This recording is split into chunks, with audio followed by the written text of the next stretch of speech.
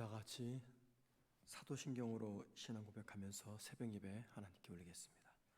전능하사 천지를 만드신 하나님 아버지를 내가 믿사오며 그 외아들 우리 주 예수 그리스도를 믿사오니 이는 성령으로 잉태하사 동정녀 마리아에게 나시고 본디오 빌라도에게 고난을 받으사 십자가에 못 박혀 죽으시고 장사한 지 사흘 만에 죽은 자 가운데서 다시 살아나시며 하늘에 오르사 전능하신 하나님 우편에 앉아 계시다가 저주서 산자와 죽은 자를 심판으로 오시리라.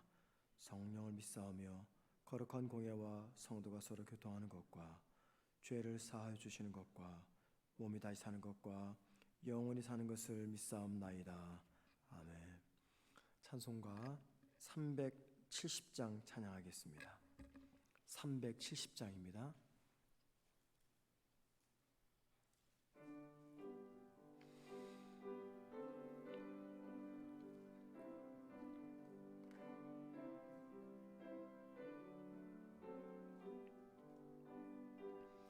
주 안에 있는 나에게 딴 근심 있으랴. 십자가 밑에 나아가 내 짐을 풀었네. 주님을 찬송하면서 할렐루야 할렐루야. 내 앞길 멀고 험해도 나 주님만 따라가리. 그 두려움이 변하여 내 기도 되었고 전날의 한숨 변하여 내 노래 되었네. 주님을 찬송하면서 할렐루야 할렐루야. 내 앞길 멀고 험해도 나 주님만 따라가리. 내 주는 자비하셔서 늘 함께 계시고 내 궁핍함을 아시고 늘 채워주시네.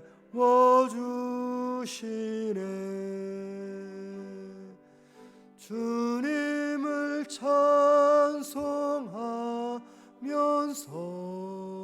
할렐루야 할렐루야.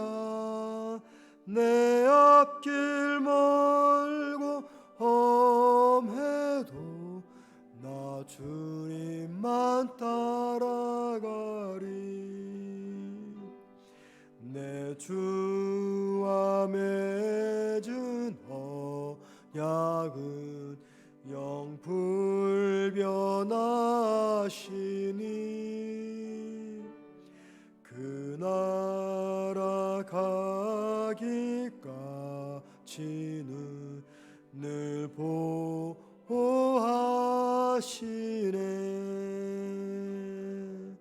주님을 찬송하면서 할렐루야 할렐루야. 내 앞길 멀고 험해도 나 주님만 따라가리. 아멘. 말씀 봅니다. 빌립보서 4장 4절입니다. 빌립보서 4장 4절입니다.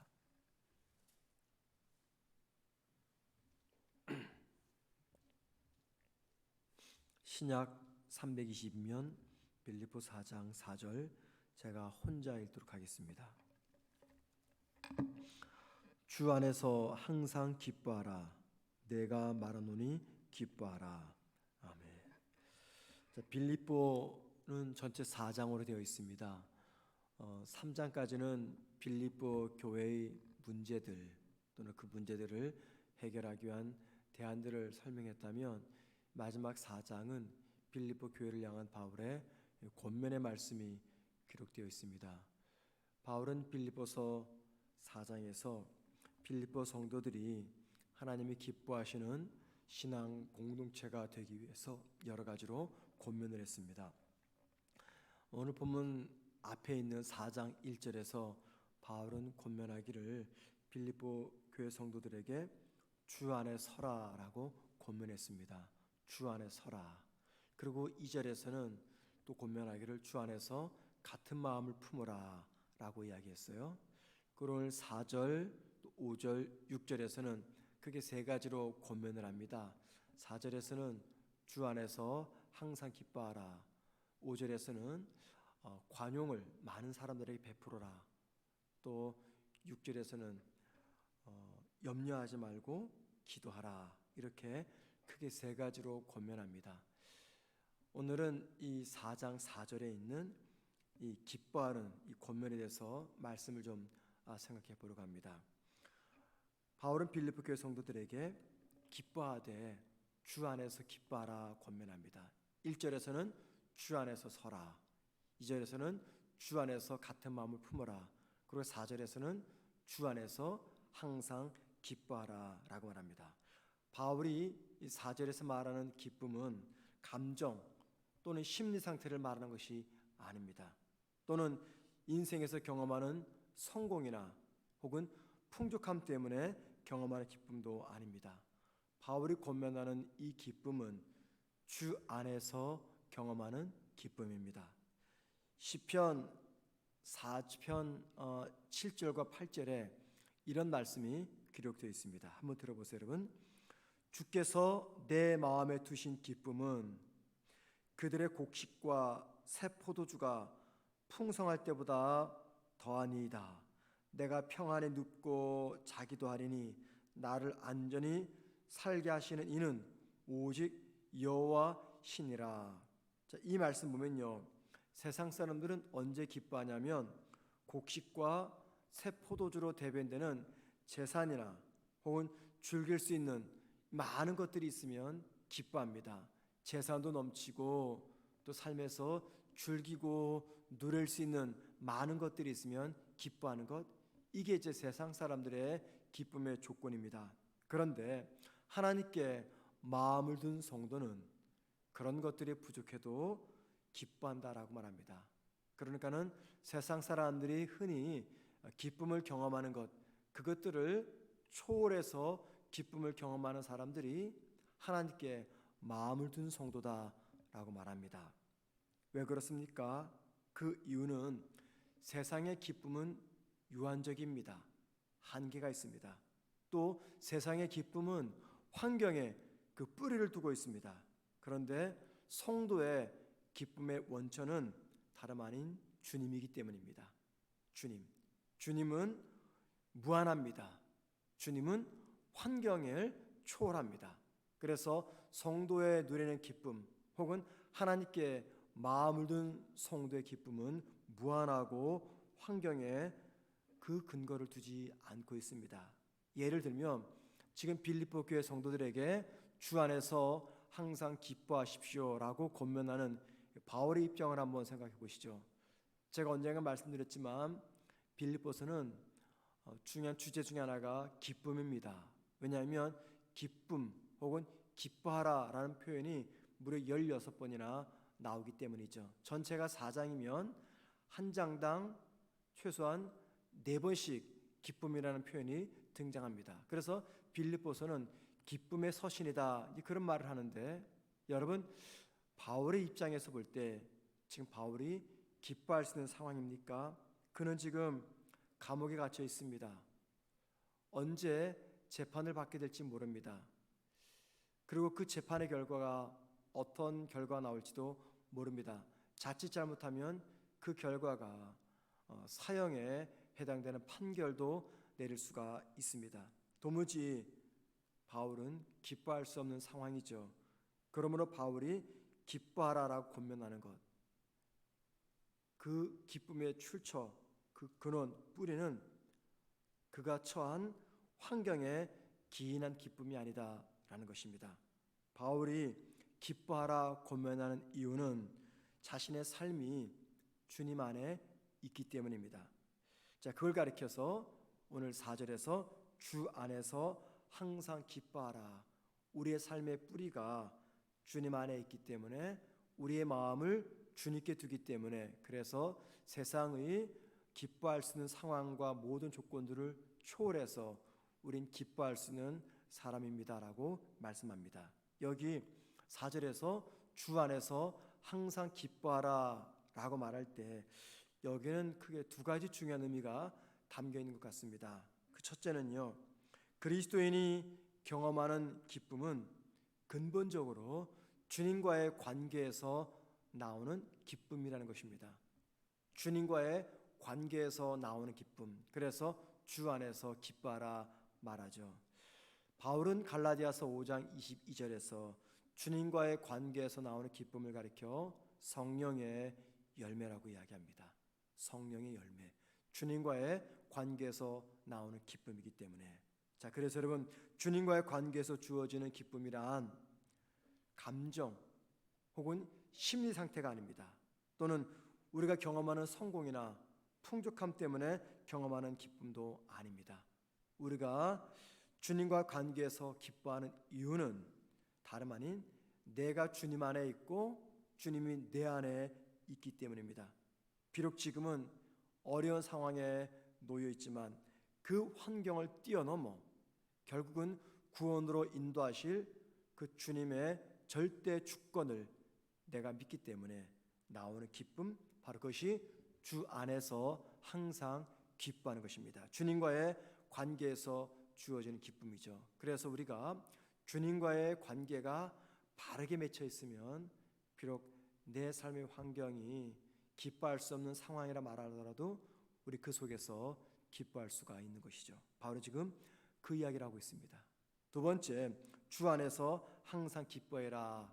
이 말은요, 항상 기뻐하라, 여기에 강조점이 있습니다. 자, 항상 기뻐하는 것, 이게 무슨 뜻일까요? 지금 바울이 항상 기뻐하라라고 말하잖아요. 항상 기뻐하라, 그 의미가 무엇인지를 보여주는 좋은 장면이 있습니다. 사도행전 16장 보면은 바울 일행은 아시아로 가지 말고 유럽으로 가서 복음을 전하라는 성령의 음성을 듣고 빌립보에 갑니다. 그리고 그 빌립보에 도착해서 귀신 들려 점을 치는 소녀를 고쳐줍니다. 그것 때문에 바울 일행은 온몸이 피멍이 들 정도로 두들겨 맞고 빌립보 감옥에 갇히게 됩니다. 자, 그 감옥에서 바울 일행은 두 가지를 합니다. 사도행전 16장 25절입니다. 이렇게 말합니다. 한밤중에 바울과 실라가 기도하고 하나님을 찬송하며 그 다음에 죄수들이 듣더라. 여러분, 사도행전 16장 이 본문을 보면은요, 어떤 말씀을 기록됐냐면 바울 일행은 많은 매를 맞았다라고 기록되어 있습니다. 많은 매를 맞았습니다. 온몸이 피투성이든지 피멍이 들었겠죠. 자, 피멍이 들 정도로 많은 매를 맞은 다음에 감옥에 갇혔어요. 자, 그 감옥에서 다른 죄수들이 들을 정도로 크게 기도하고 크게 찬송합니다. 우리가 언제 기도합니까? 기도는 일반적으로 우리의 삶이 내 뜻대로 전개되지 않을 때 기도합니다. 또는 해결할 일이 있고 풀어야 될 숙제가 남아있을 때 우린 기도합니다. 그때는 깊은 기도를 하죠. 결코 간단히 짧게 기도하지 않고 인생의 고난 앞에서 오랫동안 길게 깊게 기도합니다. 힘든 일이 생기면 오랫동안 기도해요. 자, 그러면 여러분, 그 힘든 문제가 해결되면 어떻게 될까요? 기도는 하죠. 그때 그 기도는 어떤 기도입니까? 힘든 문제가 해결이 됐습니다. 여러분 어떤 기도하세요? 그때는 감사기도죠, 그죠? 감사기도인데 그 감사기도가 얼마 동안 유지가 됩니까? 힘들 때 기도했던 시간이 30분이라면 문제가 해결 다 됐어요. 감사기도는 얼마 동안 하십니까? 길어야 1분 하십니까? 하나님 감사합니다. 몇 분 하시겠죠? 무슨 말이냐면 우리의 기도는 언제 깊어집니까? 고난 속에서 깊어집니다. 넘어야 할 산이 있을 때 그 산 앞에서는 오랫동안 기도합니다. 그런데 그 산을 넘고 나면 하나님께 기도를 하지만 그 감사 기도는 굉장히 짧습니다. 그래서 지금 감옥이라고 하는 이 산 앞에 바울 일행이 놓여 있습니다. 그래서 그 산 앞에서 바울 일행이 기도했다. 이건 당연한 거죠. 우리도 그렇게 하기 때문에. 그런데 바울 일행이 그 감옥에서 찬양했다라고 하는 것은 좀 이해가 안 됩니다. 왜냐하면 기도가 삶에 문제가 있고 자기 뜻대로 인생이 전개되지 않을 때 하는 것이라면 찬양은 주로 언제 합니까? 행복하고 기쁠 때 합니다. 행복하고 기쁠 때 합니다. 그런데 성도들 중에는 삶이 고달프고 문제가 있을 때도 찬양하는 성도가 있습니다. 기도는 터져나오지 않고 그때 우리 속에서 찬양이 터져나옵니다. 자, 그때 그 찬양은요 언제냐면은 물론 자신의 처지를 한탄해서 부르는 찬양도 있지만 대부분의 찬양은요 고달픈 삶 속에서 뭘 발견했기 때문에 찬양이 터져나옵니까? 하나님의 섭리입니다. 고달픈 인생길 속에서 울며 기도하다가 나도 모르게 갑자기 찬양이 터져나와요. 그때 그 찬양은 뭐냐면 그 고달픈 삶 속에서 나타나는 하나님의 섭리의 손길을 느낄 때입니다. 무엇보다 하나님이 일하고 계시구나 라는 것이 느껴지면은 나도 모르게 찬양이 터져나옵니다. 그때는 기도보다도 찬양이 넘쳐납니다. 그리고 여러분 그때 부르는 찬송은요 입술의 찬양만이 아니죠. 그때 찬양은 우리 마음 깊은 곳에서 울려 퍼지는 찬송으로서 우리가 일상에서는 경험할 수 없는 찬양입니다. 그리고 그때 터져나오는 찬양과 함께 터져나오는 감정이 어떤 반응입니까? 기쁨입니다. 감격입니다. 지금 바울 일행이 온몸이 피멍이 들 정도로 매를 맞고 감옥에서 찬양했다. 이 말 무슨 말입니까? 결코 신세 타령의 찬양이 아닙니다. 어떤 찬양입니까? 현재 자신들의 고달픈 상황 속에서 하나님의 섭리를 그들이 느꼈기 때문입니다. 그러면 하나님의 섭리를 느꼈다면 이게 고달픈 상황 속에서 신세 타령의 찬양입니까? 아니면 하나님을 높이는 찬양입니까? 하나님을 높이는 찬양이죠. 그때 감정이 어떻습니까? 우울합니까? 불안합니까? 기뻐합니까? 기쁨입니다. 그래서 바울 일행이 빌립보 감옥에서 찬양했다 그 말은 기쁨의 찬양이었다 그 말입니다. 그리고 여러분 상상해 보십시오. 이때 바울 일행이 빌립보 감옥에서 찬양할 때 그들의 입가에는요 무엇이 지어졌을까요? 틀림없이 환한 미소였을 것입니다. 기쁘기 때문에 바로 그것이 지금 바울의 본문에서 말하는 주 안에서 항상 기뻐하라 그 말입니다. 내 삶에 찾아오는 어려움이 나의 육안으로는 볼 때 도저히 이해할 수가 없습니다. 그렇죠, 이해할 수가 없죠. 우리 육안으로 볼 때는 이해가 안 됩니다. 그런데 살아계신 하나님을 주 안에서 바라보게 되면 우리 그 고달픈 인생길 속에서 뭘 발견합니까? 하나님의 섭리를 느낄 수 있습니다. 그때 터져나오는 게 기쁨의 찬양인 것이죠. 우리 삶에서 해결해야 될 일이 참 많습니다. 풀어야 될 문제, 넘어야 될 산들이 많습니다. 그 상황 속에서 하나님의 일하심과 하나님의 손길과 하나님의 주권과 섭리를 바라보십시다. 문제의 원인, 힘든 이유 이것들을 밝혀내기보다도 문제를 주신 하나님이 이 문제를 통해서 어떤 일들을 진행하실지 깊이 묵상하셔야 됩니다. 그리고 기도를 통해서 우리의 영적인 통찰력이 깊어지게 되면은 분명히 넘어야 될 산 앞에서 그 산을 주신 하나님의 섭리를 발견하게 될 것입니다. 그렇게 되면 우리 입에서 기쁨과 감격의 찬양이 터져 나옵니다. 바로 그것이 주 안에서 기뻐하는 성도의 모습입니다. 바울은 바로 이것을 빌립보 교회 성도들에게 권면하고 있고 말씀을 통해서 오늘 저와 여러분에게 권면하고 있습니다. 여러분, 우리의 삶의 현실을 보면은 기뻐할 것이 없습니다. 감사, 감격 이런 조건들이 없을 수 있습니다. 그러나 상황은 그렇지만 내 마음이 하나님께 가 있기 때문에, 내 마음이 주님께 가 있기 때문에 하나님과 우리 주님은 내 삶의 상황 속에서 당신의 주권과 섭리를 따라 우리가 상상조차 하지 못하는 아름다운 일들을 하나둘 풀어가십니다. 분명한 것이 있습니다.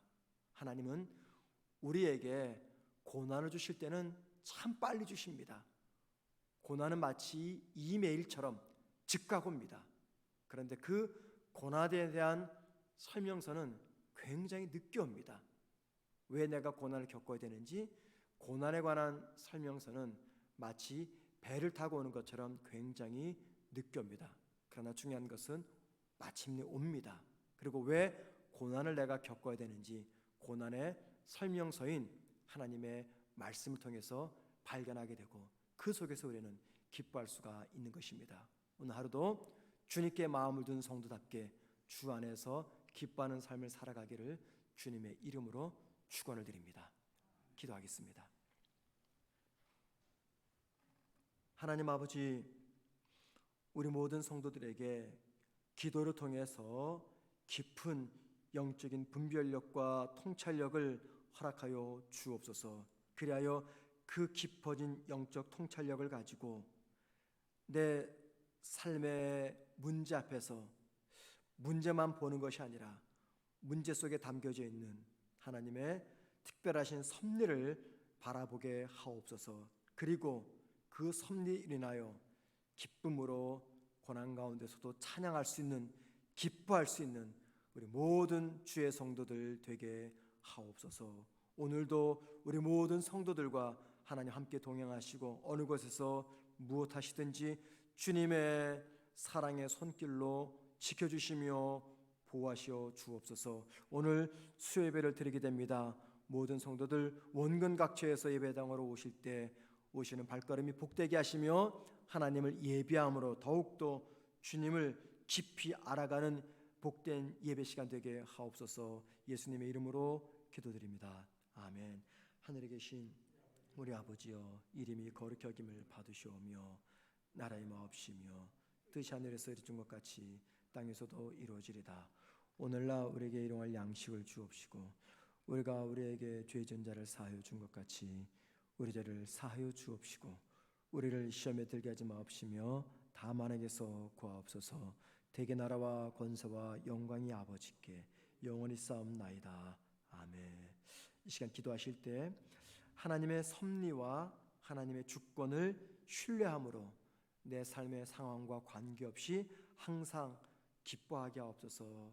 하나님의 주권과 섭리를 믿음으로 기쁨을 잃어버리지 않게 하옵소서. 늘 기뻐하게 달게 하십시다. 두 번째, 오늘 수요예배를 드리게 됩니다. 수요예배 통해서 더욱더 주님 앞으로 나아가는 우리 신앙 공동체가 될 수 있도록 기도하시고요. 특별히 오늘 말씀 전하실 우리 강용진 목사님을 성령께서 붙잡아 달라고 기도하십시다. 세 번째, 우리 선교사님들 이용모, 이은아, 연경남, 조중영 선교사님, 그곳에서도 코로나가 창궐한데 코로나에 감염되지 않도록 우리 모든 선교사님들을 위해서 기도하십시다. 그렇게 기도하신 다음에 자유롭게 개인 기도하시면서 자유롭게 돌아가시겠습니다. 함께 다 같이 기도하시겠습니다.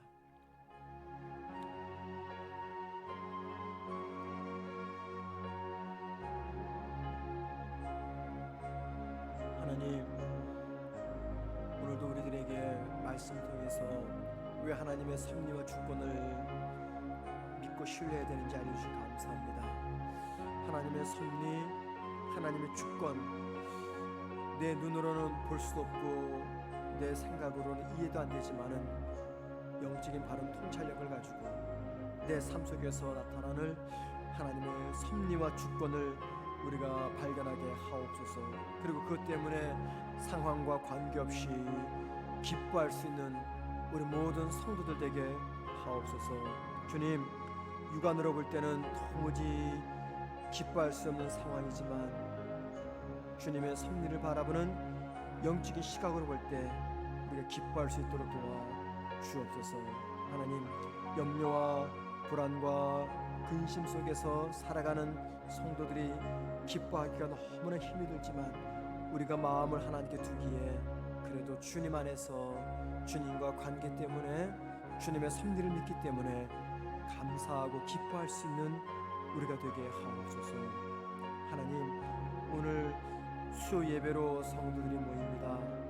아버지, 예배를 해서 예배당으로 찾아오는 성도들의 발걸음이 복된 발걸음이 되게 하옵소서. 아버지, 수요 예배를 통해서 우리 모든 성도들이 더 주님 앞으로 가까이 나아가게 하옵시며 예배를 통해서 우리 마음에 다시 한번 영적으로 풍성히 치워주는 귀한 시간 되게 하옵시며 예배를 인도하며 말씀을 전하실 우리 목사님을 성령께서 붙들어 주옵소서. 하나님, 이용모 이은하 선교사님, 또 몽골의 연경남, 태국의 조종영 선교사님을 기억하시고 사랑하는 주님, 선교지에서 코로나로 인해서 힘들고 어려운 일에 놓이지 않도록 주님께서 보호하여 주옵소서. 사역에 힘있게 하시며 안전히 정착하게 하시며 언어와 문화를 잘 습득하여서 주의 복음을 전하기에 부족함이 없는 우리 이용모 이은하 선교사님 되게 하시며 특별히 하나님, 우리 이용모 선교사님의 4명의 어린 자녀들을 기억하여 주옵소서. 엄마 아빠가 키우지 못하더라도 주님께서 친히 부모님이 되셔서 어린애 자녀를 키워주시고 마음도 몸도 힘들지 않도록 어린애 자녀를 주의 손으로 강건히 지켜 주옵소서. 아이들을 양육하신 이모님들 부부에게도 은혜를 더하시며 양육비가 부족하여서 힘들지 아니하도록 주님께서 그곳에서도 특별한 은혜를 베풀어 주옵소서. 사랑하는 주님, 오늘도 우리 사랑하는 모든 성도들 주님을 의지하며 주님과 동행하게 하옵소서. 주님이 기뻐하시는 것에 마음을 두고 주님과 함께 동행하여 오늘도 살아가게 하시고 삶의 현실 앞에서 놓여있는 많은 무거운 짐 앞에서 낙심하거나 쓰러지거나 지치지 아니하도록 우리 성도들을 주님 강하게 하시며 힘있게 하옵소서.